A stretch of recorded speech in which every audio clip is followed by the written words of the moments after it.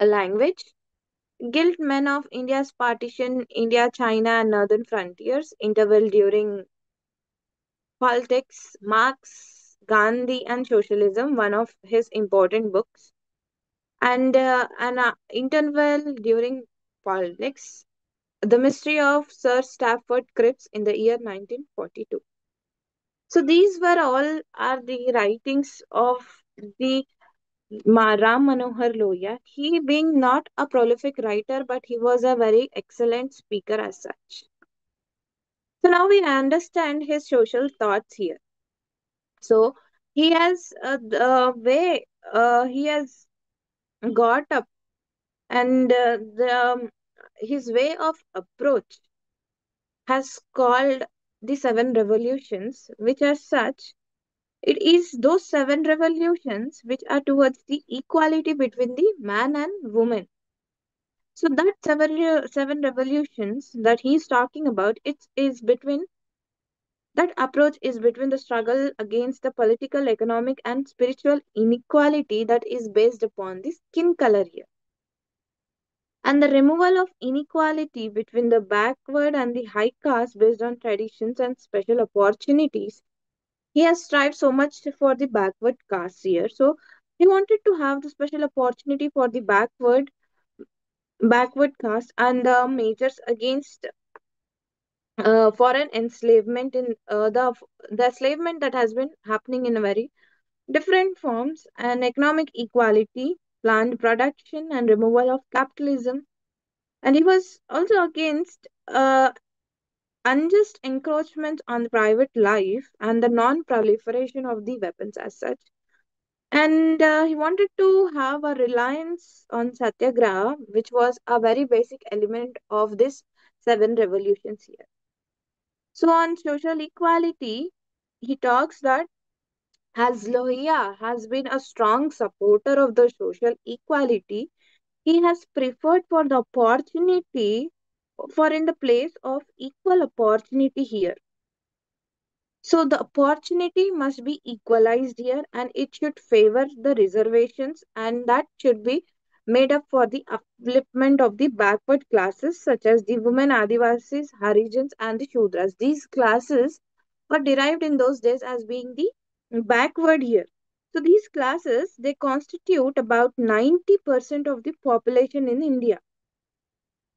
So these communities in India are like socially, economically, educationally, and politically, they are being backward here. So here he said 9 out of 10% of so-called Vija. Vija is nothing but the high caste here. It's called as an high caste, which are also, those high caste are also being backward in all respects. Not being they are coming from the high caste. It's not about the caste, but it's about their background that they are coming from. So according to Lohia here, this 99% of population that has been that should be given a kind of privilege, a preferential treatment in the society. So he said that that preferential opportunity, it should be demanded like securing 60% of the leadership post. He wanted to have a kind of 60% of leadership post in the government, in the political parties, in the business, and the armed services here. By how? By law or by uh, conventions here. So these groups, namely women, Shudras, Harijans, Adivasis, and the lower, these are the religious minorities here. So when we observe, Lohia has, in if we see in him with a way, he has given a theory of mobilization, the theory of organizing the masses here.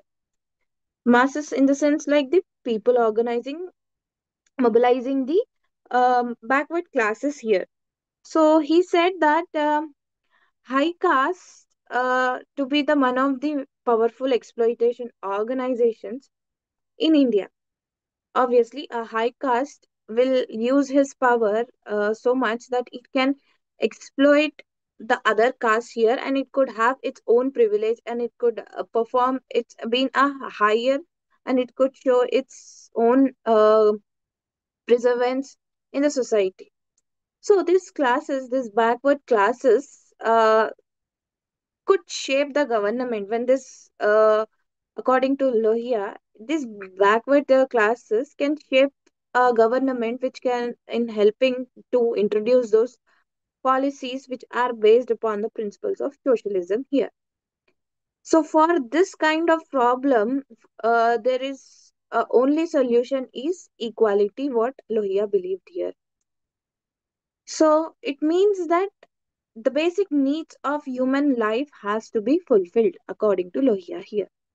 Now he talks about the caste and class here. So he says, when we tend to observe the approach that he has made up regarding the caste and class here, many says that it's been a Marxist way of approach. So for Lohia, this caste system is been de-Indianizing. Means it's not Indianizing the culture, the actual culture. It's like demoralizing the thing. So it's like a de-Indianize the caste or decolonize the caste here, and it also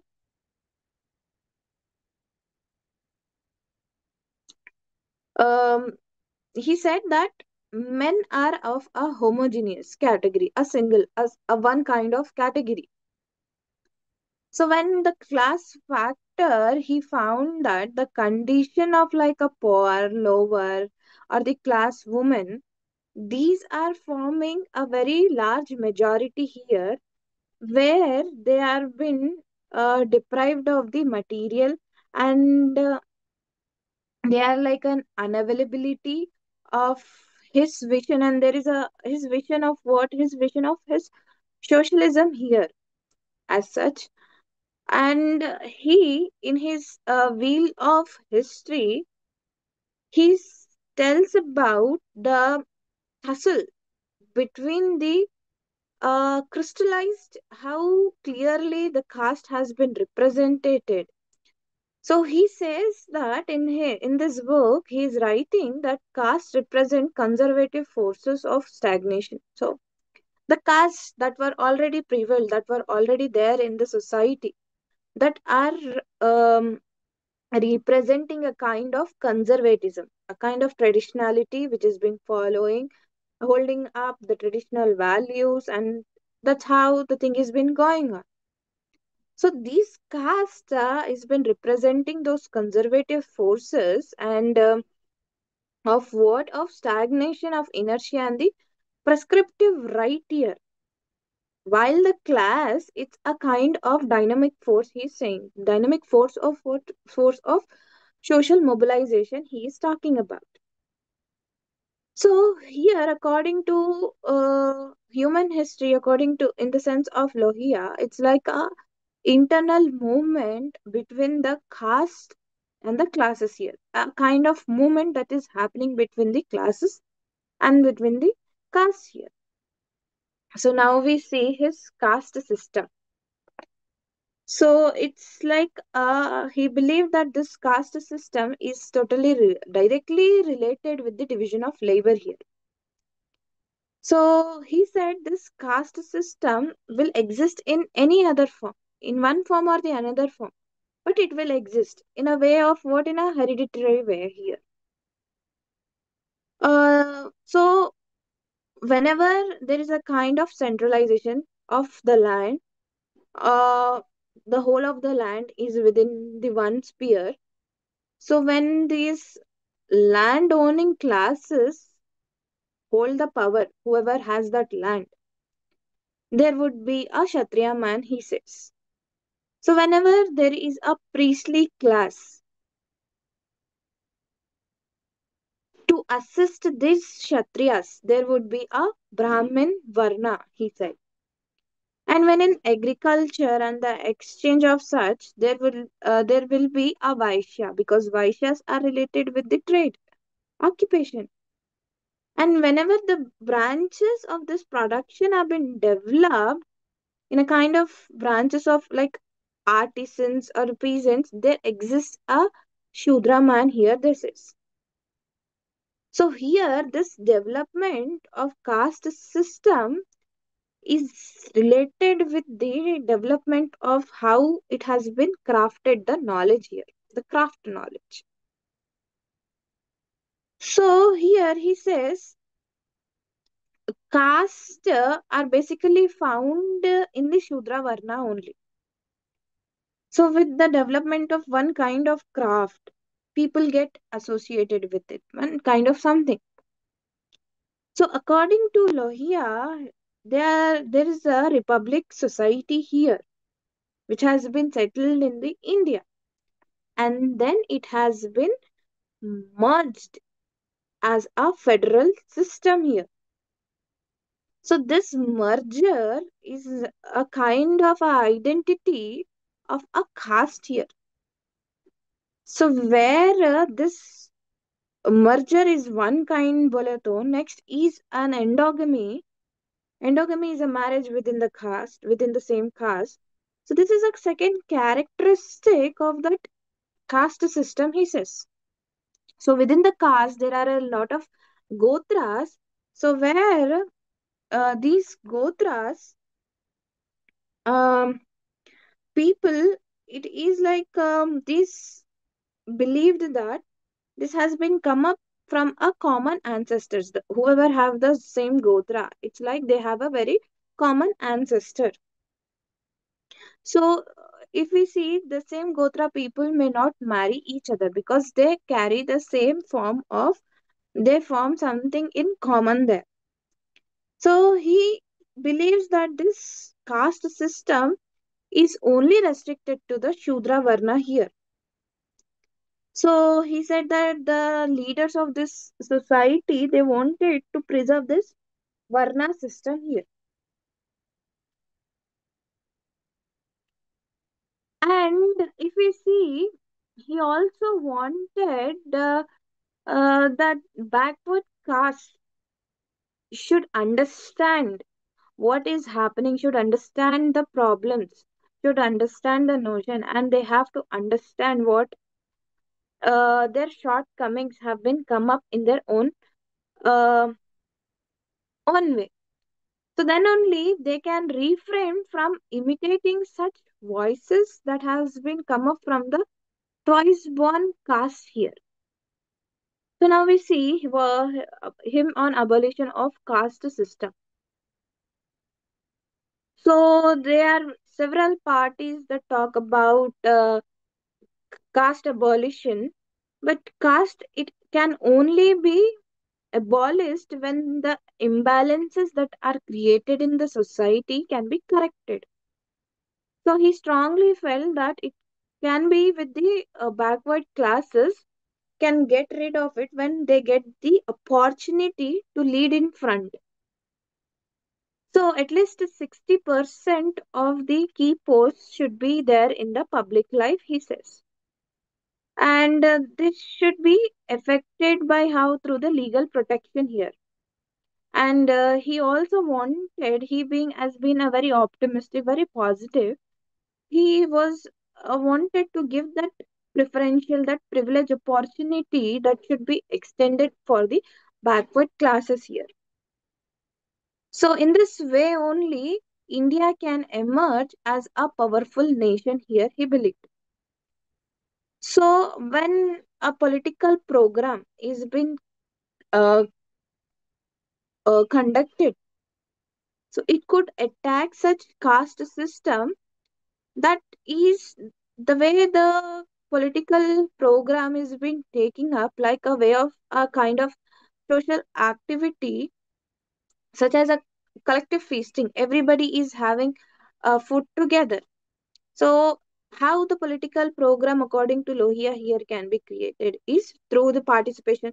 There can be dramas, there can be fairs, there can be games, they can be a media for cultural interaction, they can be an exchange and diffusion. In this way, it can attack the caste system here, he believed. So, he said in the first place, this country, in a country, it is cursed with the caste system here. It's not made possible to end this feudal and the capitalist inequalities through the class struggle alone here. And he says, why are those who view class struggle as an inevitable for the establishment of a classless society? He's talking about those person. Why are they? Why they view the class struggle the most important to have such classless society? So here it can so that it may can go towards the class struggle for the creation of a casteless society here. So he doesn't want it to have that uh, society based upon the caste and the class here. So one must strive for destroying the class and caste through the non-violent and the peaceful methods of being propagandizing or having the organizations or with the struggle here. As he being a very great follower and the believer of little Gandhi here, so he has wanted through the non-violence force here. So now we see the class of Ram Manohar Lohia. So his way was different. Ruling classes, he has distinguished with the three characteristics, which are high caste, English education, and the wealth here. So any combination of these three things, like high caste plus English education or English education plus wealth, or high caste with wealth, any combination of these two factors can make a person belong to the ruling class here. So he has not included women among the high caste because they were excluded from the ruling classes, irrespective of whatever caste they come from here. So here he has not uh, meant for the collapse of one dimension into the another, but he could recognize different categories of Indian males, such as rich and high caste here, poor but high, rich but who has have a low caste here, and poor and the low caste here. And it is not with the high caste to the Dvijas, people of a high caste. So here he was quick to recognize that they are not only Dvijas, but they are also non-Dvijas who have been powerful castes here.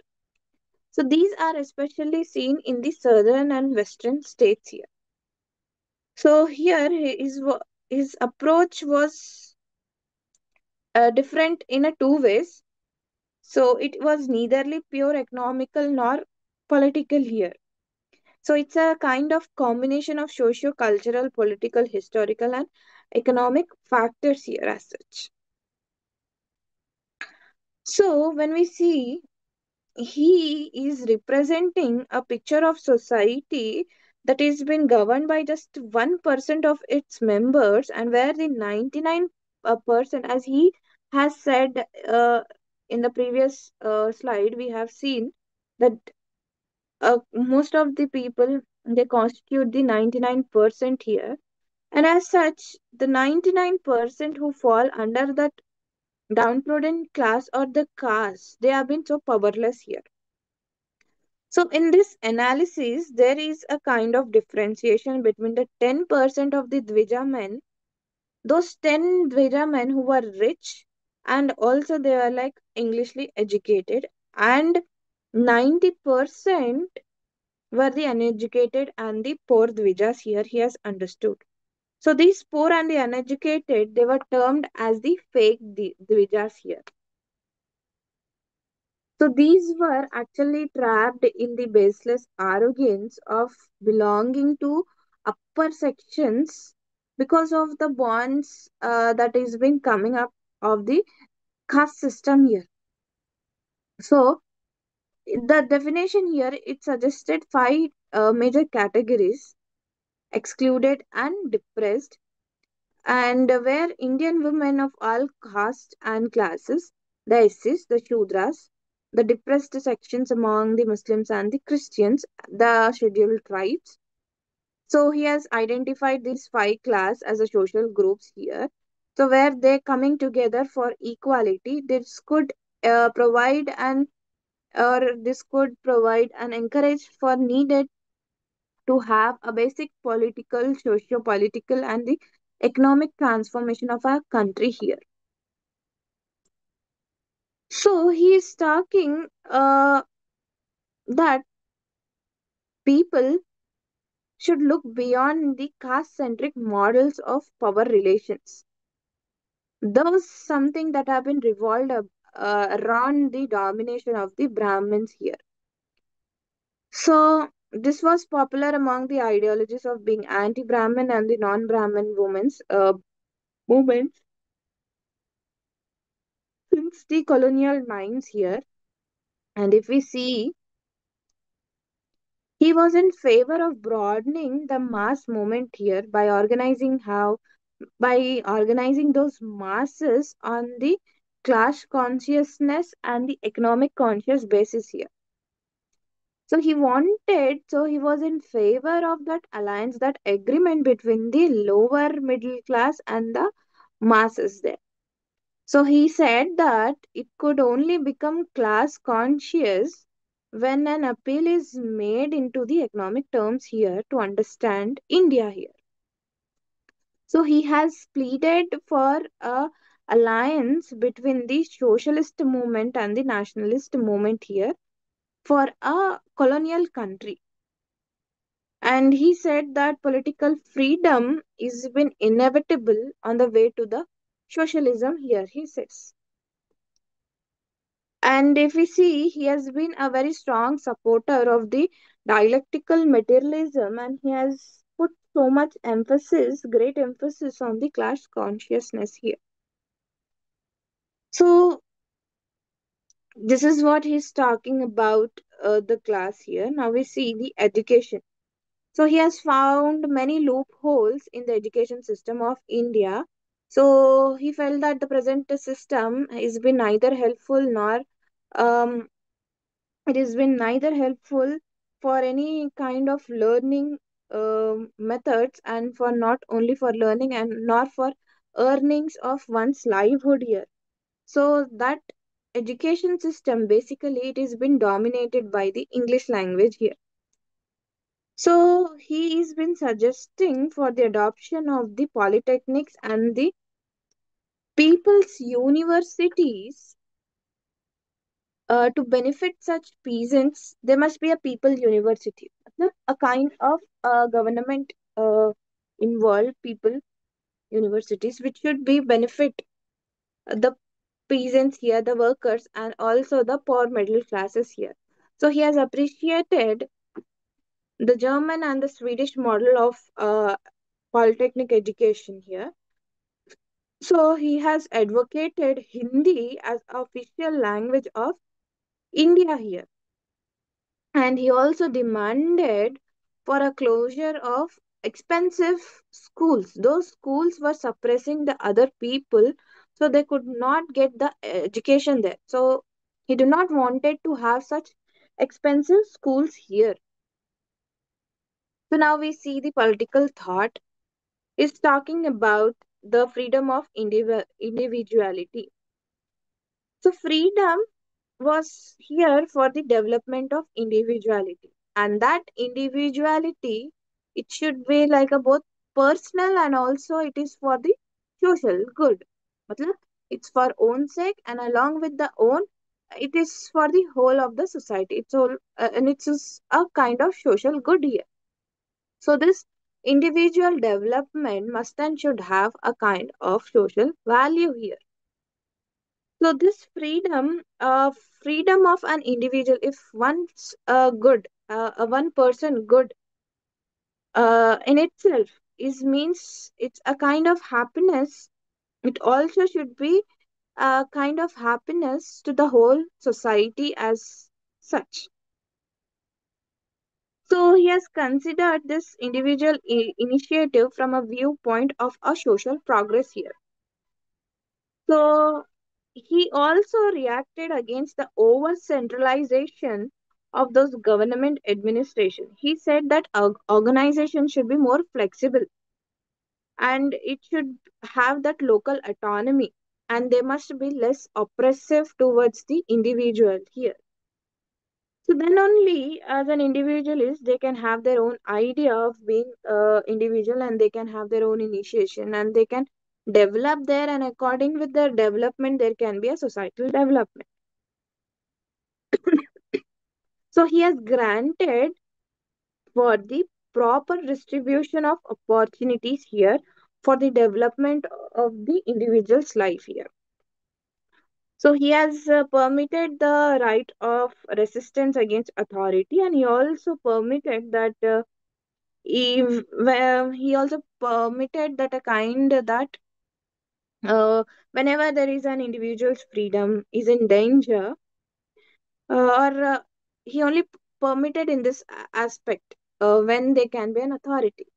And excessive state interference can be created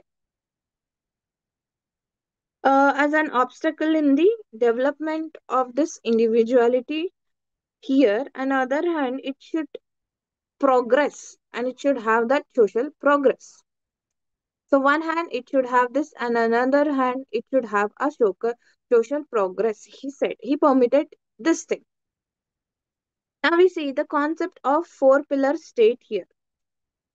So he said that decentralization of powers and the active participation of people in administration can only make can be administered in the reality. So he has found the solution for all these problems from a two-tier administration into a four-pillar state here.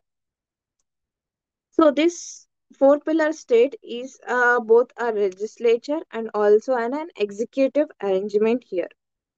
So the state has to be very much organized, and the sovereign power, it should be made up so that the active participation of this village community should be achieved for the affairs or the welfare of the state here. So for that arrangement, he has suggested or he has constructed the four bodies here, which includes the village, district, province, and the center here. So he was in favor of subjects and the departments like cooperative societies and the rural development he favored, and the seats, revenue, irrigation, etc. towards the village and the district bodies here. So the four pillars of the state include that there should be a portion, considerable portion of state revenue that should be ranging between one third or the one fourth that should be given to these bodies of the village and the district here. And policies should be the subordinate to the village here, and towards the village, city, and the district bodies here as their agencies. They have to look above in that way. So the collector office should be abolished, and in the place of collector office, they must be the functions, whatever the collector functions are there. So they must be distributed among those various bodies in that within that one district here. So he is not giving a collector a position here, but the whatever the collector duties or the functions are there, so it must be distributed among the various bodies in our district, he says. And there must be an economic decentralization which should be towards political and the administrative decentralization. It should be introduced up to a maximum the most utilization of the small machines here, as he has been a great supporter for the village revenue, and he wanted to have cooperative societies. So where he said the decentralizations, it should be introduced towards through total great maximum utilization of those small machines here. So now we see the democracy and socialism here. So he said he considered democracy and socialism as the two sides of the coin here. And he said that there could be no socialism without the democracy here. So he evolved in his book Marx, Gandhi, and socialism. He made an analysis of principle of democratic socialism for the successful operation of the constructive programs that are being done up by the state here. So here he has analyzed the conservatism and the communisms, which have a very strange identity of those interests which are against the socialism here. So this socialism and the democracy are very interdependent here, and this socialist aspect, socialists they accept few common principles of socialism, at least like a theory. The common principles of socialism are socialism and mobilization, abolition of private property, elimination of capitalism, individual freedom, democratic setup, resistance by peaceful, and the constitutional methods, and mostly the world peace. These are the objectives or the principles of the socialism here. So he wanted to mean to bring up a changes and improvements in the economic and the political fields of the Indian environment here. So socialism in his term, he has defined as equality and the prosperity here. So the aims of socialism, according to Lohia, are like maximum attainability, maximum people or the maximum masses are given the equality and justice, and that should be seen by the equality here. And there must be a decent standard of living, while it should avoid the doubling of the difficulty of the capitalistic and the dialectic materialism here, which is that decent standard of living. It should tend towards the establishing of the complete harmony between the material and also the moral development here. Moral needs of man here. And there must be an industrial and agricultural techniques, and it should have its Julius organizations as such, and it should uh, it should be subjective, and it should be subjective to man to have his entire physical, his intellectual, and his uh, own his overall moral development here. So this decentralization of political and the economic power, it should be easily available to the common man here. And there should be a restriction on the bureaucracy by the encouragement of cooperation in all domains, particularly in the domain of the production, distribution, and consumption, which are related of the national produce, which is for the whole country, he says. The decentralization. So here, this could bring or want the common people when the constitutional theory it starts practicing the state's four limbs. Those are the village, the district, the province, and the center here. So after particularly since the First World War, the democracy had been more from the notion of social and the economic justice, equal opportunity, industrial democracy here as such. So now we see the federal structure. So he has criticized the federal structure, but he had not rejected the principles of federalism. So where he wanted to broaden the jurisdiction of that federalism here. So the present federal system, it is a setup of two tiers, center and the federal units. So he has disliked this two-pillar structure of the state, and he has argued that the local governments, it could not derive their powers from the state constitution. So thus powers has been on mostly on the municipalities and the rural governments. by the acts that have been given by the legislature and the parliament here. And these powers are very much limited in the nature as such. So this local democracy he wanted as a very base foundation. It is a kind of nursery to the nursery of a democracy. Like in the nursery, we read from the basic, from the foundation. Our foundation in the education will be planted when we are there in the nursery classes. Similarly, this local self government should be the nursery of the democracy, the very founding stone of the democracy. So, when we want to make the democratic foundation strong in India, we have to make this local self governments a kind of organic, the natural parts of the constitution here.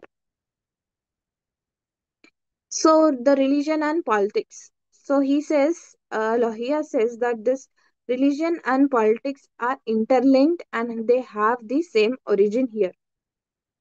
But the jurisdictions of the religion and the politics, the judicial norms, whatever the judicial norms are there, they are very separate.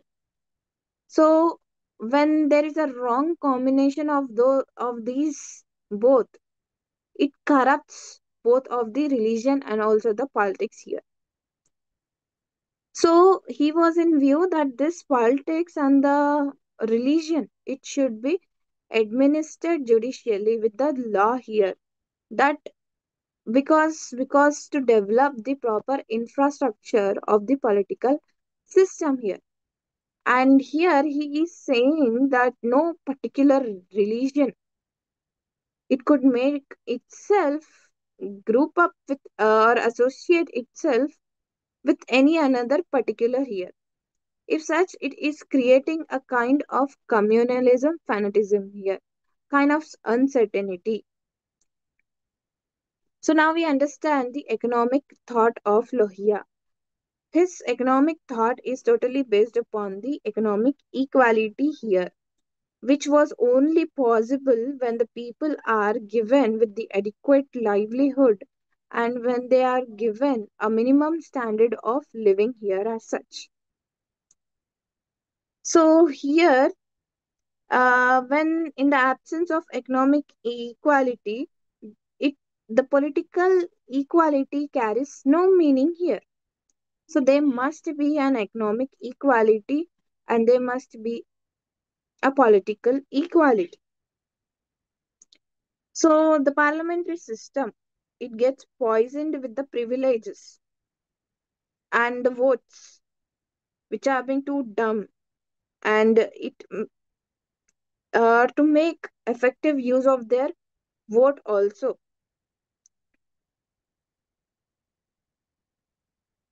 So here he wanted to reconstruct the economy of India, which should remove the poverty, which was so much necessary to establish a true socialism in India here.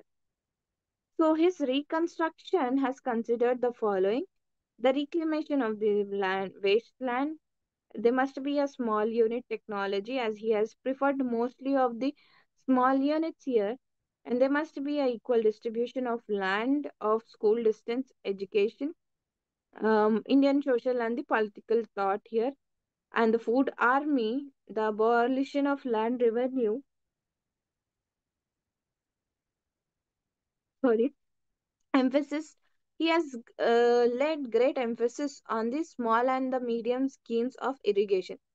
Lohia never went for a larger portion. He always have seen with a shorter portion. So that's what he's emphasizing most on the small and the medium schemes of irrigation here.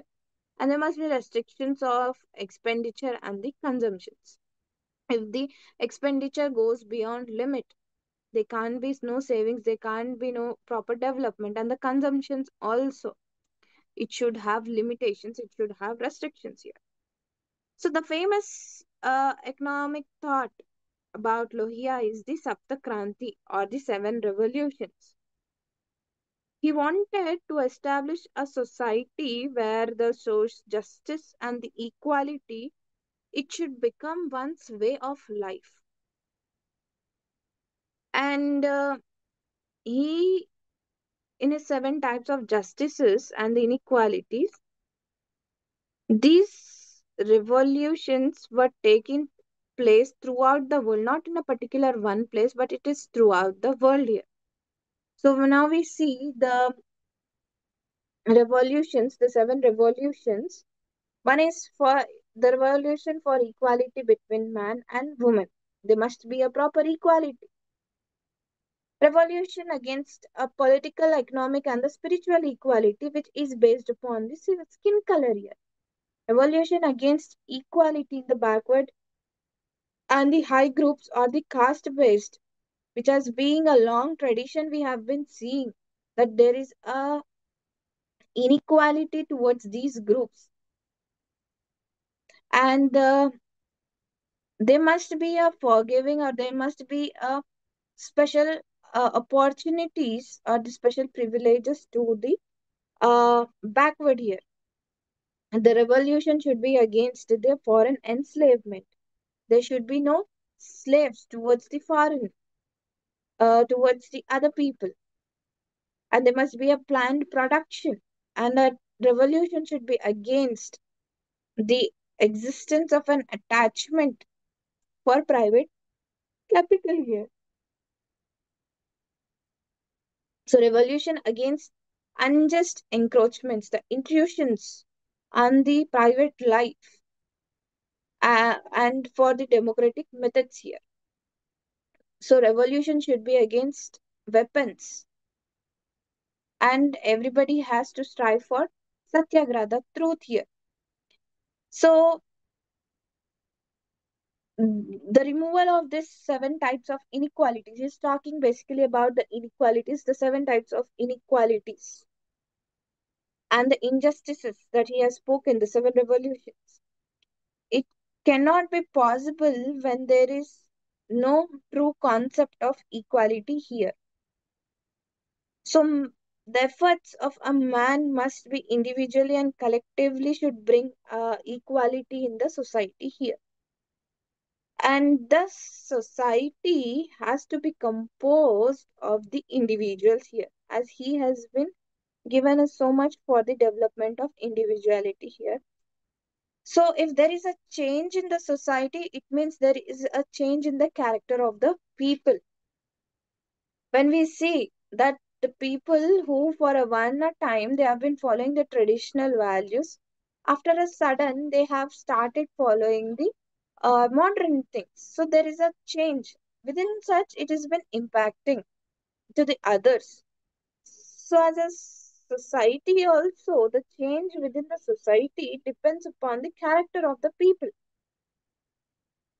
So, the success of this seven revolutions, it could only influence when they attend a kind of new socialism around the world here. So, the concept of equality here. So, Lohia has in view with the total equality. But he was in view that the total equality was not neither possible nor desirable, but at least some kind of a popular equality can be given.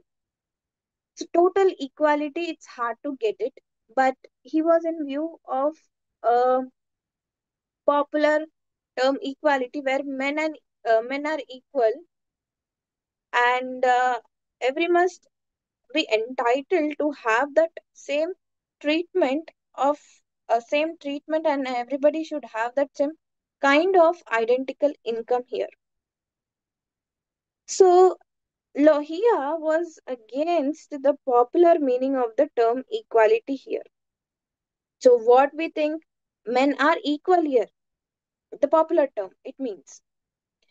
So when the national wealth, when it is distributed, national wealth, it could be or it should be distributed equally. But there will be a measures of inequality that still exist. So the equality meant here with the appropriation of the wealth and the income here. So he wanted to have a kind of proportional equality for the fulfillment of the basic needs or the primary needs of a life, like minimum food, clothing, housing, medicines, education. It should be provided to all men of the society here. It's not like some should get, some should not get. These are the basic needs. It should be provided to everybody of the society. So, unless we know the relationship between the abstract and the concrete, they cannot be a real meaning of the equality here. So now we see the decentralized economy of Ram Manohar Lohia, as he was a greater supporter of decentralization with the small units, as we already discussed. He wanted to have small unit technology. He wanted to have a small and the medium schemes of irrigation. So he wanted to have the small scale units to be spread all over the country on the cooperative basis here. One should cooperate. So he has advocated on that kind of decentralization which is based upon the bringing up of the cottage industries here.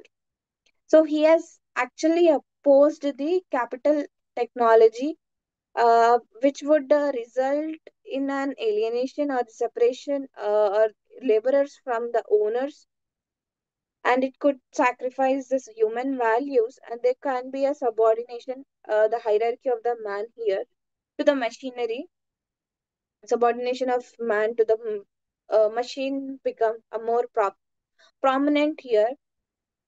So seeing such, he has preferred for the small machines to the big machines here. So he has opposed any type of cooperation with the Congress. So he laid basis on the anti-Congressian, as he was not satisfied with the Congress party. So he has accepted the Marxian principles of dialectical materialism. That dialectical materialism, which talks about thesis, antithesis, and the synthesis based upon the scientific analysis. So he has accepted that, and he has said that consciousness, knowing something, that consciousness has been played a very important role than the economy here. The consciousness, the knowing, that empowering, that mobilization, it is been so important than the played an very such determining role in the economy here. So he has emphasized, according to law here, the farmers in India or somewhere they play a very greater role here, and before them nobody is greater. It's only the farmers who are so much great here. So others may have equal roles to play here. So there must be a subsidiary alliance between the farmers and the workers and the artisans and the city poor. It should be replaced by a kind of a concept of equal relationship in the revolution, he says about. So there must be an equality here. There must be a kind of subsidiary alliances, an agreement, a kind of cooperating farmers, workers, and artisans. It should be replaced by how? By the concept of equal relationship. Every farmer have been treated equal. Every farmer and worker have the equal relationship. Every worker and the artisans are the farmers. Everybody has that equal relationships here.